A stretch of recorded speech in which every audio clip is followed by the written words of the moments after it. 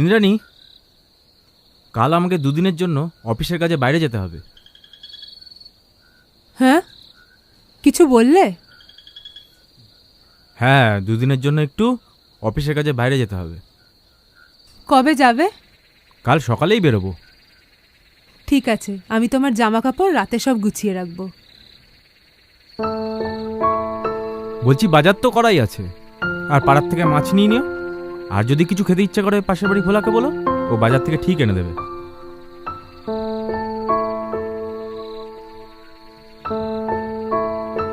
ঠিক আছে বাবা, আমাকে নিয়ে এত চিন্তা করতে হবে না। তুমি ঠিকঠাক কাজটা মিটিয়ে তাড়াতাড়ি বাড়ি ফিরে এসো, কেমন? ঠিক আছে ডার্লিং, তুমি আবার আমাকে যখন তখন ফোন করো না। আমি অফিসের কাজে ব্যস্ত থাকবো। আমি তোমাকে সময় করে ঠিক ফোন করে নেব, ঠিক আছে? আচ্ছা ঠিক আছে, তাই হবে। আচ্ছা, তুমি অফিসের কাজে কোথায় যাবে সেটা তো বললে না।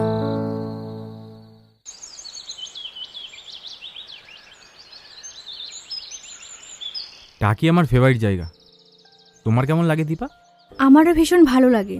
এই, তুমি বাড়িতে কি বলে বেরোলে? বললাম অফিসের কাজে বাইরে যাচ্ছি। তোমাকে বারণ করলো না? আরে না, মানে তোমাদের 6 মাস হলো বিয়ে হয়েছে, তাই জিজ্ঞাসা করলাম। বাড়ির আলোচনাটা এখন বন্ধ করো তো। তোমাকেও তো মিথ্যে কথা বলে বেরোতে হয়েছে।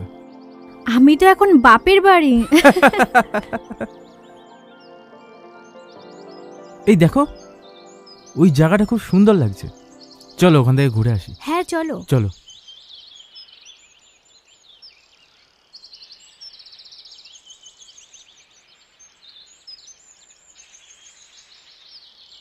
দীপা, হুম? কিছুদিন হলো অফিস আর বাড়ি করে আমার দম বন্ধ হয়ে যাচ্ছে। কেন? আমার সঙ্গে কিছুদিন দেখা হয়নি বলে? হয়তো তাই। 6 মাস আমাদের দেখা হয়নি ঠিকই, কিন্তু রোজ ফোনে তো কথা হতো। কি করব, তোমার সঙ্গে কথা না বললে তো রাতে ঘুমটাও আসতো না।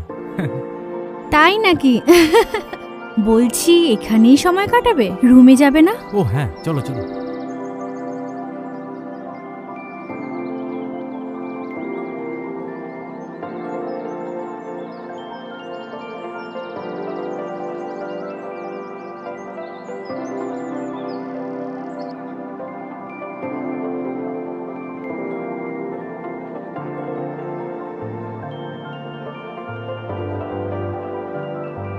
বাড়িতে কচি মালটাকে রেখে এই সাতঘাটে জল খাওয়া মালটার কাছে আসতে তোমার ইচ্ছে করলো?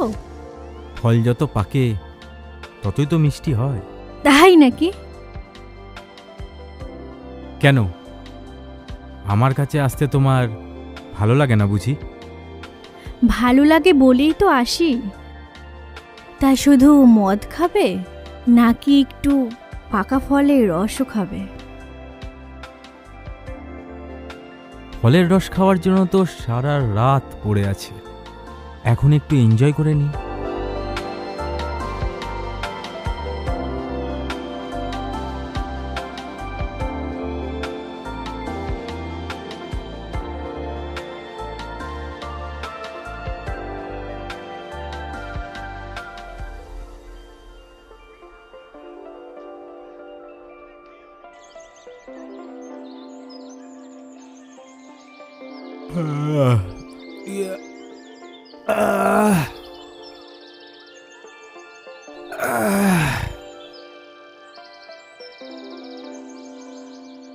ভোর হয়ে গেছে। ওই ওঠো না, সকাল হয়ে গেছে তো, বাড়ি যেতে হবে তো। আর একটা দিন থাকো না, আজকে বাড়ি যেতে ইচ্ছে করছে না। না না, থাকলে হবে না। তুমি রেডি হয়ে নাও, আমাদের বেরোতে হবে। ঠিক আছে, তাহলে তাই হোক।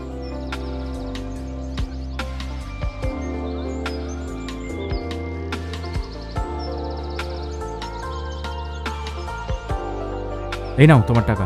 হ্যালো, তুমি কোথায়? এই, তুমি কাকে ফোন করছো?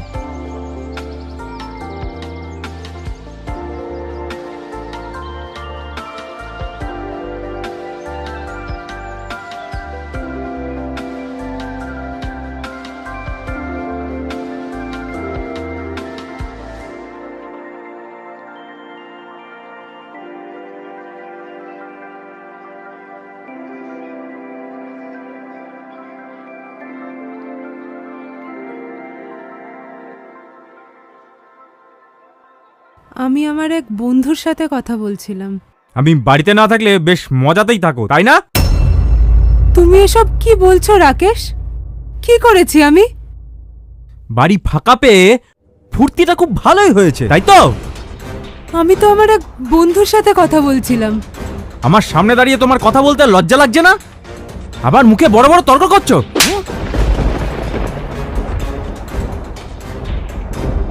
তুমি আমাকে মারলে? কি দোষ করেছি আমি? কারোর সাথে কথা বললেই কি কেউ খারাপ হয়ে যায়? সব মেয়েদের এক করে দিও না রাকেশ। আমরা মেয়ে বলে তোমরা, মানে তোমাদের মতো পুরুষরা যা খুশি তাই বলবে? ইন্দ্রাণী! এই তোমাদের মতো পুরুষদের না আমার জানা আছে, কাজের নাম করে বাইরে গিয়ে অন্য মেয়েদের সাথে ফুর্তি করো। চুপ করো ইন্দ্রাণী। কোনোদিন বাইজি বাড়ি, কোনোদিন বারে, আর কোনোদিন হোটেলের বিছানায়। তাতে কোনো দোষ নেই, তাই না? হ্যাঁ, পুরুষ মানুষের তো কোনো দোষই থাকতে পারে না, যত দোষ নারীদের, তাই না? ইন্দ্রাণী! সব মেয়েরা মনে করে বিয়ের পর স্বামীর ঘরে গিয়ে পূর্ণ স্বাধীনতার সংসার করবে, কিন্তু তোমরা তোমরা কি করো? দুটো ভাত কাপড় দিয়ে বন্দি খাঁচায় আমাদের আটকে রাখো, আর নিজেরা নিজেরা 10টা মহিলার সাথে ওঠা বসা করো। আর আমাদের শরীর খারাপ হলে তোমরা চলে যাও পতিতালয়ে নিজেদের যৌবনের জ্বালা মেটাতে।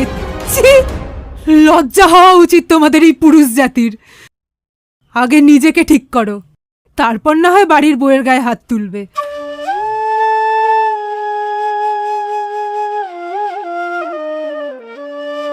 আই এম সরি ইন্দ্রাণী, আমি আর কখনো তোমার গায়ে হাত তুলব না। তুমি আমার চোখ খুলে দিয়েছো, আমি কখনো কোনো ভুল কাজ করব না।